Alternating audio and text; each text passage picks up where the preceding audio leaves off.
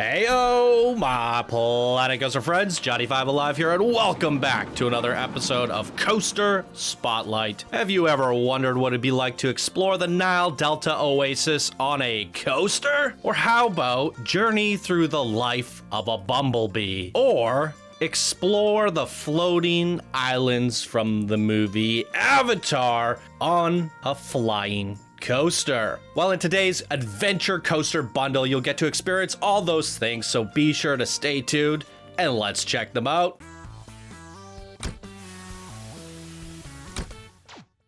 All right, welcome back, everyone. Hope you're all having a wonderful day. If you are new here, be sure to smash that subscribe button. If you end up enjoying the video, leave us a like and come join us on Discord. We have a contest going on for the next couple months. You can get in there, build some amazing dueling coaster creations, and share your wonderful progress with the thousands of people building on Discord right now. And with that said, if you guys enjoy everything that we do here and you want more of these contests, more of these spotlights, please do check out our Patreon page. And if you support it further, we will definitely focus on getting more Planet Coaster content and contests out to this community. And with that out of the way, let's dive into the first creation of the day. Nile Delta Oasis, created by Amori, one of our Discord legend builders, and here she says, "Welcome to the Nile Delta Oasis, where the Nile River spreads out and drains into the Mediterranean Sea. Enjoy a scenic ride on the Camel Hump Run, rent a dromedary, and stock up on provisions and water before your long desert journey. Only 2 small water areas to create for this placeable 4K coaster blueprint, and some sand dunes to help set the scene. Beware of the crocs and the hippos and enjoy your stay." Boom. All right, very fun. Let's dive in and take a closer look. All right, here we are, everybody. We are dealing with a stand-up Enigma coaster. Here's the look at the stats. 74 miles per hour, 1,500 meters in track length. Some pretty cool stats on this one, 9 inversions. Let's close it down, reopen it, and give it a run.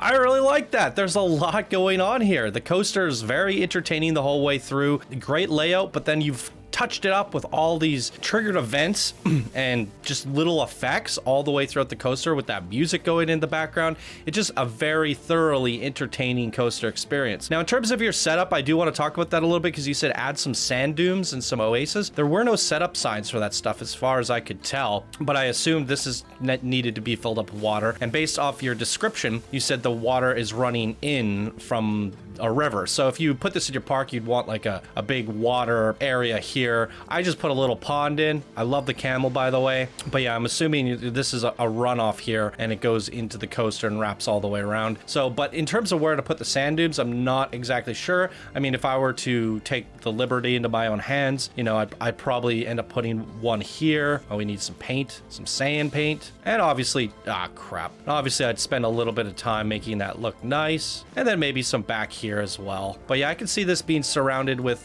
terrain and built into a sand dune. It could look really, really cool. So it's going to require a little bit of setup and a little bit of massaging just to get it to fit right and look, you know, just right with the water and all that. You can already see it starting to come together and look a little bit cooler. So I think with this one as a blueprint on its own, it does require a little bit of work, massaging to get it looking good. But I think all that work would pay off, and it has this really nice appeal. And I love the area that the queue, the guests come on in, they walk through all this town and this city. It's pretty cool, and they get all the way through into the coaster station, which would be here. So I guess your pathways are going to run out this way, but they get to roam around here, and you could set that up however you want. You could have it wrapping around here. You could wrapping it in and around. So you get a lot to play around with when you're setting this up, but I would like to see a little bit more setup guides, like some arrows saying where to run the pathways exactly, just for those newer builders to help them set it up. But fun coaster, fun theming, and I think you nailed it on this one. So great job, Amori. Keep up the good work. What did you guys think? Leave your comments down below, and let's check out the next creation of the day. A Bee's Journey, created by Little Silver Owl YouTube, one of our Discord builders. And here they say, hey Johnny, I wanted to make a coaster that had some decent theming compared to my Black Falcon coaster, which was consisted of a bunch of trees and water and was not really that good. Anyways, I just want to let you know I really enjoy your Planet Coaster videos and try to watch as many of them as I can. There are a lot of them. They also help me learn new techniques to build my coaster. Yes, I know this is a short coaster, but I wanted to focus more on the theming instead of the actual coaster itself. I would also like to recommend track view, but you may do seat view if you'd like. Boom. All right. Well, thank you so much for your submission, Little Silver Owl. Let's take a closer look at A Bee's Journey. Okay, here we are, ladies and gentlemen. We have a Giga Invincible coaster. So it's a short Giga coaster, which is very interesting, kind of an oxymoron there. Here's a look at all the stats if you want to see them, and let's give it a quick ride. And he suggested track view, so we will do track view.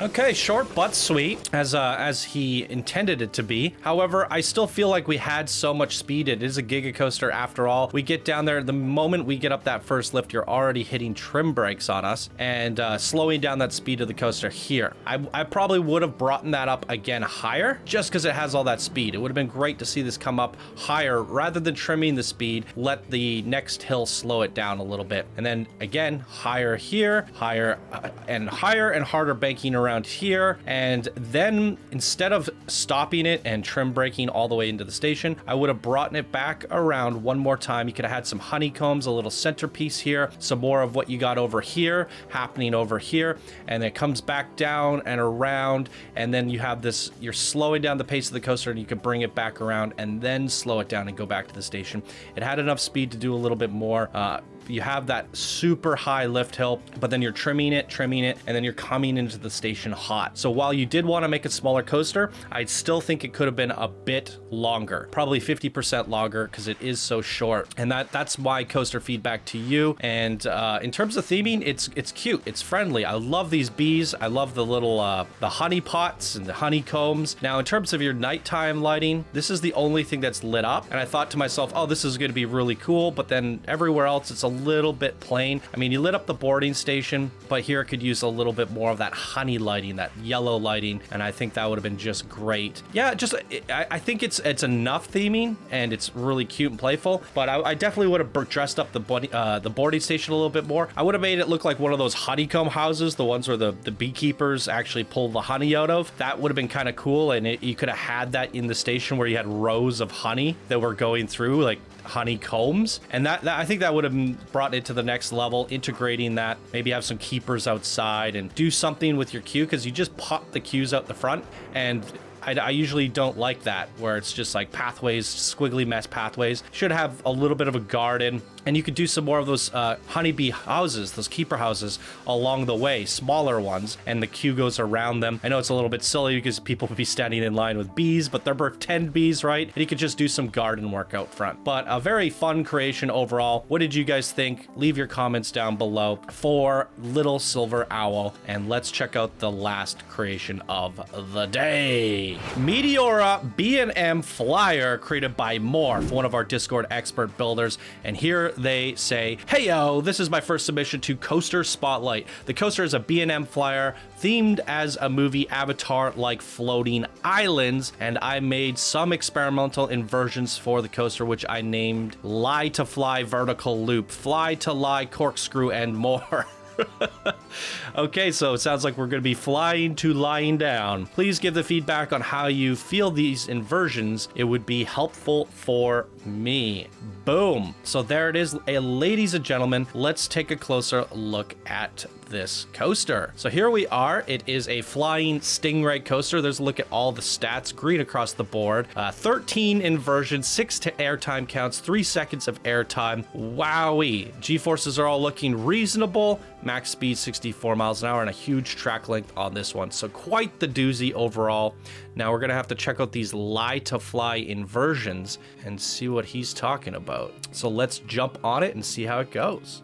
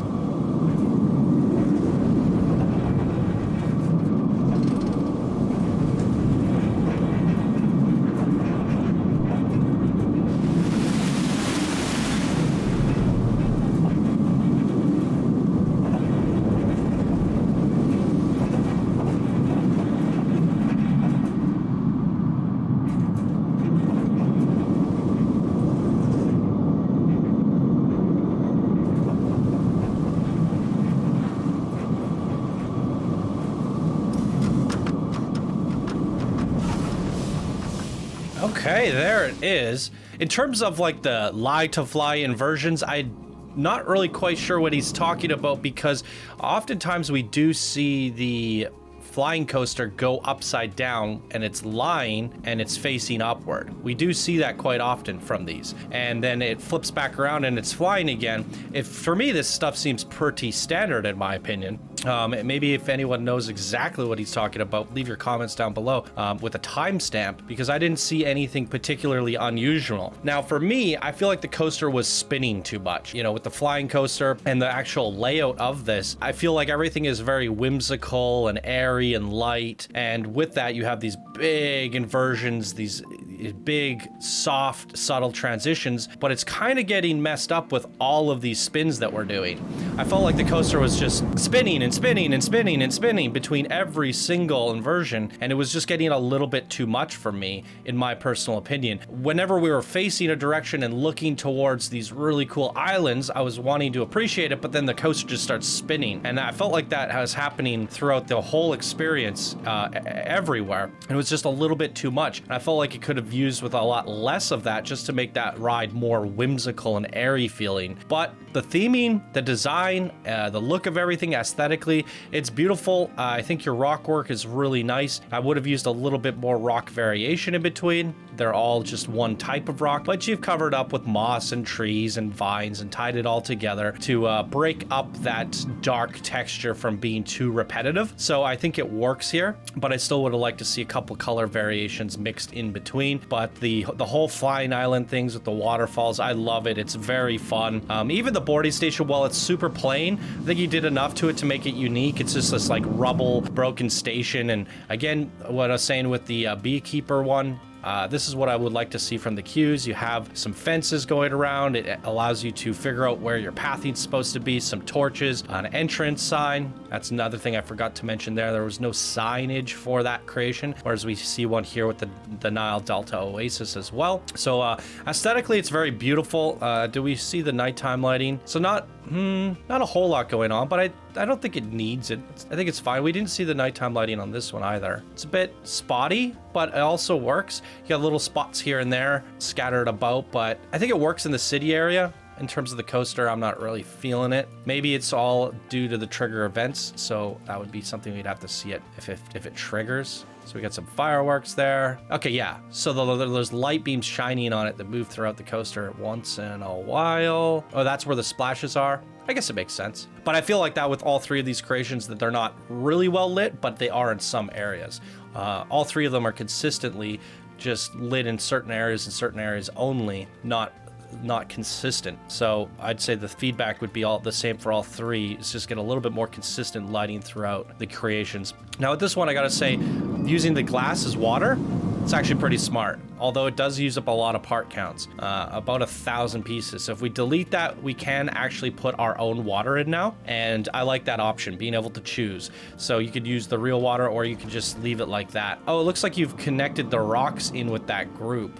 I mean, it works, but you don't have to do that if you want to spend another 1,000 pieces decorating, but I don't think you needed another 1,000. So it works in this case, and it looks like water. People probably didn't even notice that until I pointed it out, but you can see with the little lines. So it's not as good as the real water, obviously, but it's a great substitute. So I love it. What did you guys think? Oh, this one does have a sign. There it is. Comes throughout the exit. Interesting. Entrance. I like that sign. Can't read it though. Oh, man. What? What was this? It was called Meteora. That's an O? Aura? Interesting. I mean, it's a cool font, nonetheless. Yeah, very fun creation. What did you guys think? Leave your comments down below, and that's gonna do it for me here today. If you guys enjoyed, please be sure to leave a like, subscribe for more daily Planet Coaster content. If you'd like to support the show, check out our Patreon page. Links are down in the description below. And thank you all so much for watching. I hope you have a wonderful day, and I will see you in the next video. Bye now.